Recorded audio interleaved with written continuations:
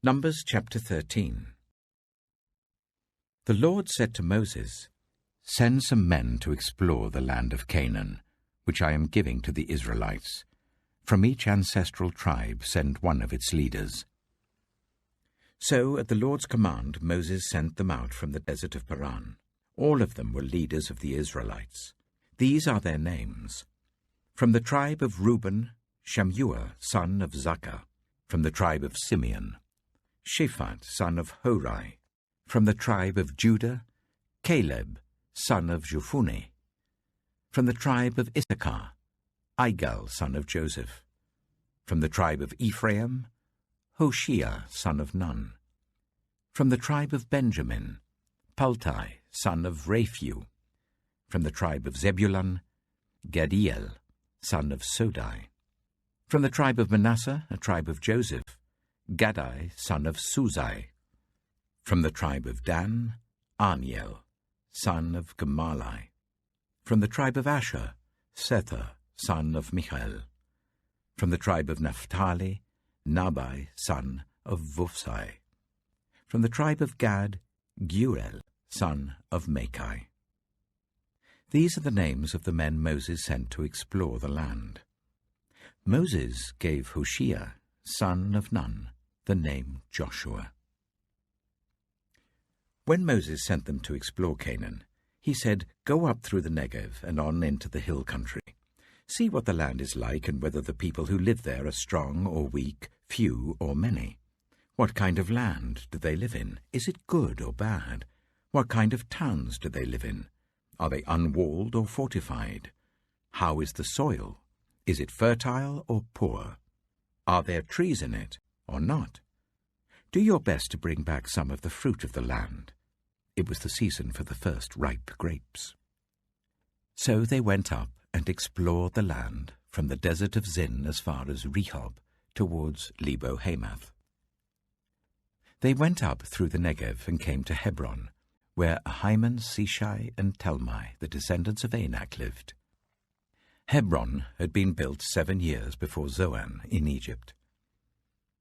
When they reached the valley of Eshcol, they cut off a branch bearing a single cluster of grapes. 2 of them carried it on a pole between them, along with some pomegranates and figs. That place was called the Valley of Eshcol because of the cluster of grapes the Israelites cut off there. At the end of 40 days they returned from exploring the land. They came back to Moses and Aaron and the whole Israelite community at Kadesh in the desert of Paran.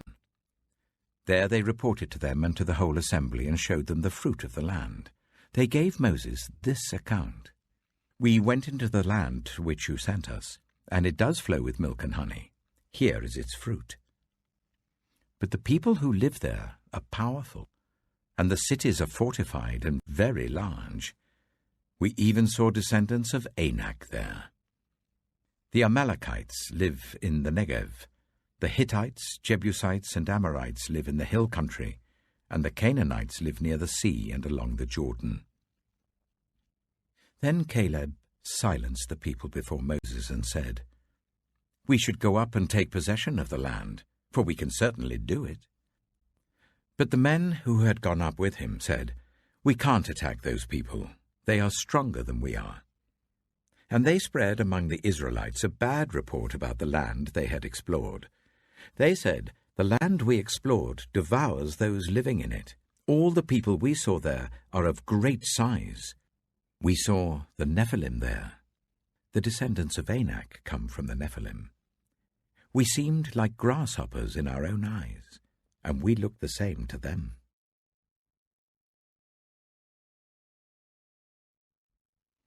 Numbers chapter 14. That night, all the members of the community raised their voices and wept aloud. All the Israelites grumbled against Moses and Aaron, and the whole assembly said to them, "If only we had died in Egypt or in this wilderness. Why is the Lord bringing us to this land only to let us fall by the sword? Our wives and children would be taken as plunder. Wouldn't it be better for us to go back to Egypt?" And they said to each other, "We should choose a leader and go back to Egypt." Then Moses and Aaron fell face down in front of the whole Israelite assembly gathered there.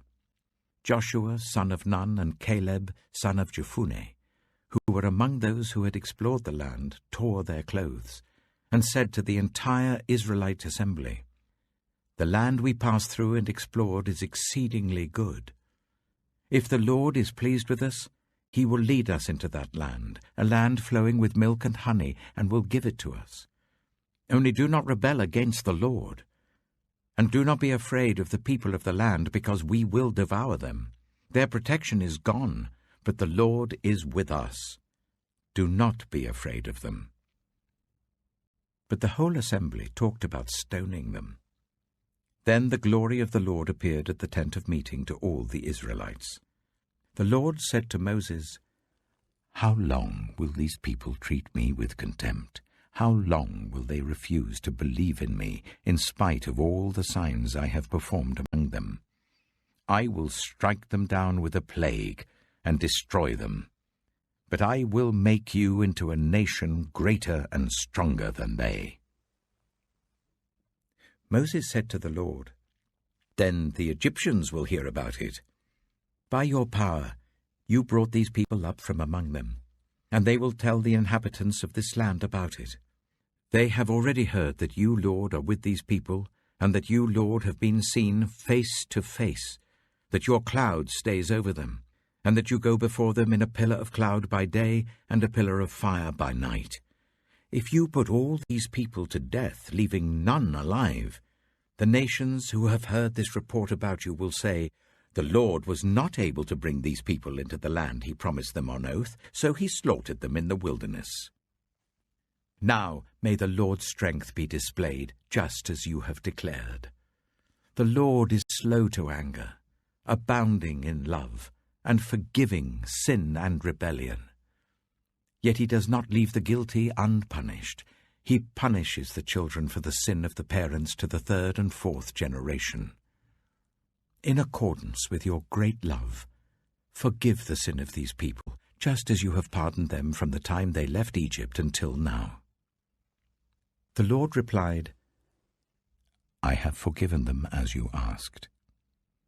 Nevertheless, as surely as I live, and as surely as the glory of the Lord fills the whole earth, not one of those who saw my glory and the signs I performed in Egypt and in the wilderness, but who disobeyed me and tested me 10 times, not one of them will ever see the land I promised on oath to their ancestors.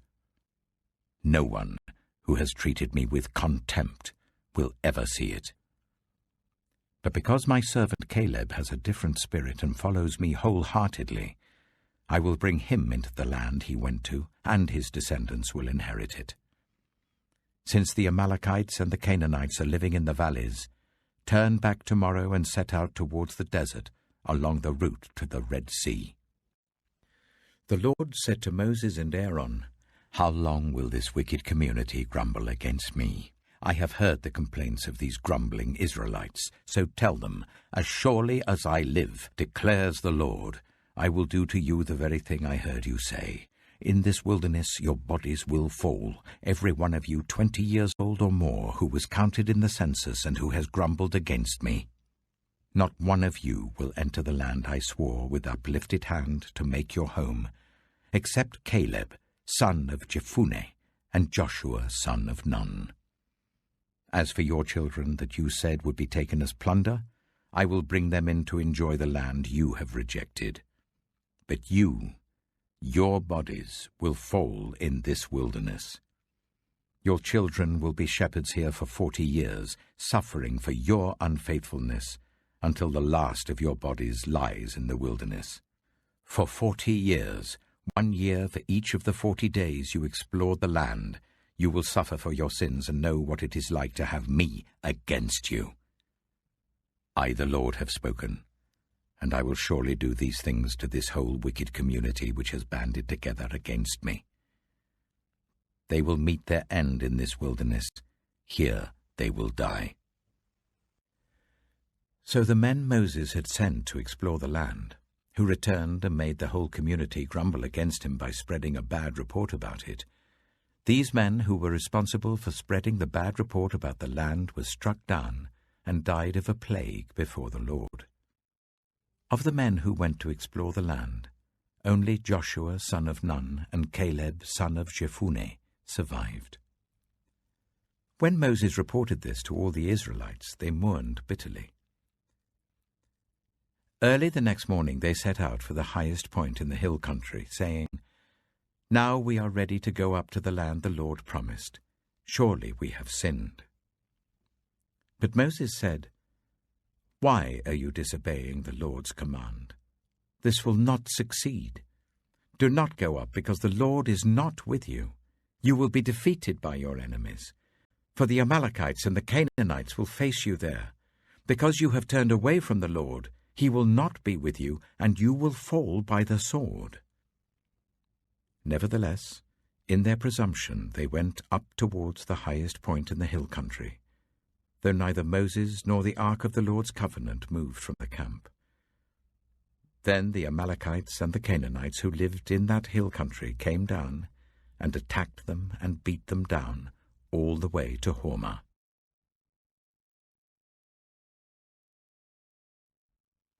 Numbers chapter 15. The Lord said to Moses, "Speak to the Israelites and say to them, After you enter the land I am giving you as a home, and you present to the Lord food offerings from the herd or the flock, as an aroma pleasing to the Lord, whether burnt offerings or sacrifices, for special vows or free will offerings or festival offerings, then the person who brings an offering shall present to the Lord a grain offering of 1/10 of an ephah of the finest flour, mixed with 1/4 of a hin of olive oil. With each lamb for the burnt offering or the sacrifice, prepare 1/4 of a hin of wine as a drink offering. With a ram, prepare a grain offering of 1/5 of an ephah of the finest flour mixed with 1/3 of a hin of olive oil, and 1/3 of a hin of wine as a drink offering. Offer it as an aroma pleasing to the Lord. When you prepare a young bull as a burnt offering or sacrifice, for a special vow or a fellowship offering to the Lord, bring with the bull a grain offering of 3/10 of an ephah of the finest flour, mixed with 1/2 a hin of olive oil, and also bring 1/2 a hin of wine as a drink offering. This will be a food offering, an aroma pleasing to the Lord. Each bull or ram, each lamb or young goat is to be prepared in this manner. Do this for each one, for as many as you prepare. Everyone who is native-born must do these things in this way when they present a food offering as an aroma pleasing to the Lord. For generations to come, whenever a foreigner or anyone else living among you presents a food offering as an aroma pleasing to the Lord, they must do exactly as you do. The community is to have the same rules for you and for the foreigner residing among you. This is a lasting ordinance for the generations to come. You and the foreigner shall be the same before the Lord. The same laws and regulations will apply both to you and to the foreigner residing among you." The Lord said to Moses, "Speak to the Israelites and say to them, When you enter the land to which I am taking you, and you eat the food of the land, present a portion as an offering to the Lord. Present a loaf from the first of your ground meal, and present it as an offering from the threshing floor. Throughout the generations to come, you are to give this offering to the Lord from the first of your ground meal. Now, if you as a community unintentionally fail to keep any of these commands the Lord gave Moses, any of the Lord's commands to you through him, from the day the Lord gave them and continuing through the generations to come, and if this is done unintentionally without the community being aware of it, then the whole community is to offer a young bull for a burnt offering as an aroma pleasing to the Lord, along with its prescribed grain offering and drink offering, and a male goat for a sin offering. The priest is to make atonement for the whole Israelite community, and they will be forgiven, for it was not intentional, and they have presented to the Lord for their wrong a food offering and a sin offering. The whole Israelite community and the foreigners residing among them will be forgiven, because all the people were involved in the unintentional wrong. But if just one person sins unintentionally, that person must bring a year-old female goat for a sin offering. The priest is to make atonement before the Lord for the one who erred by sinning unintentionally, and when atonement has been made, that person will be forgiven. One and the same law applies to everyone who sins unintentionally, whether a native-born Israelite or a foreigner residing among you. But anyone who sins defiantly, whether native-born or foreigner, utters blasphemy against the Lord and must be cut off from the people of Israel. Because they have despised the Lord's word and broken his commands, they must surely be cut off. Their guilt remains on them. While the Israelites were in the wilderness, a man was found gathering wood on the Sabbath day. Those who found him gathering wood brought him to Moses and Aaron and the whole assembly, and they kept him in custody because it was not clear what should be done to him. Then the Lord said to Moses, "The man must die. The whole assembly must stone him outside the camp." So the assembly took him outside the camp and stoned him to death, as the Lord commanded Moses. The Lord said to Moses, "Speak to the Israelites and say to them, throughout the generations to come, you are to make tassels on the corners of your garments, with a blue cord on each tassel. You will have these tassels to look at, and so you will remember all the commands of the Lord, that you may obey them and not prostitute yourselves by chasing after the lusts of your own hearts and eyes. Then you will remember to obey all my commands and will be consecrated to your God. I am the Lord your God, who brought you out of Egypt to be your God. I am the Lord your God."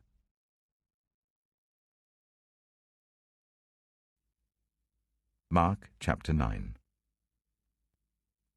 And he said to them, "Truly I tell you, some who are standing here will not taste death before they see that the kingdom of God has come with power." After 6 days, Jesus took Peter, James, and John with him and led them up a high mountain, where they were all alone. There he was transfigured before them. His clothes became dazzling white, whiter than anyone in the world could bleach them. And there appeared before them Elijah and Moses, who were talking with Jesus. Peter said to Jesus, "Rabbi, it is good for us to be here. Let us put up 3 shelters, one for you, one for Moses, and one for Elijah." He didn't know what to say. They were so frightened. Then a cloud appeared and covered them, and a voice came from the cloud. "This is my son, whom I love.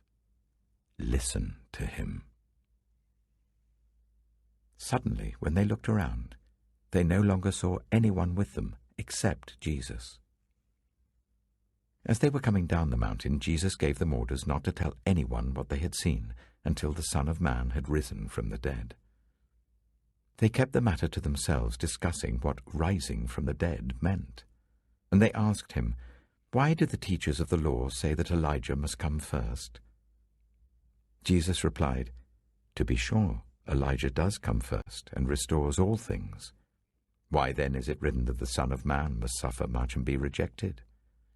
But I tell you, Elijah has come, and they have done to him everything they wished, just as it is written about him." When they came to the other disciples, they saw a large crowd around them and the teachers of the law arguing with them. As soon as all the people saw Jesus, they were overwhelmed with wonder and ran to greet him. "What are you arguing with them about?" he asked.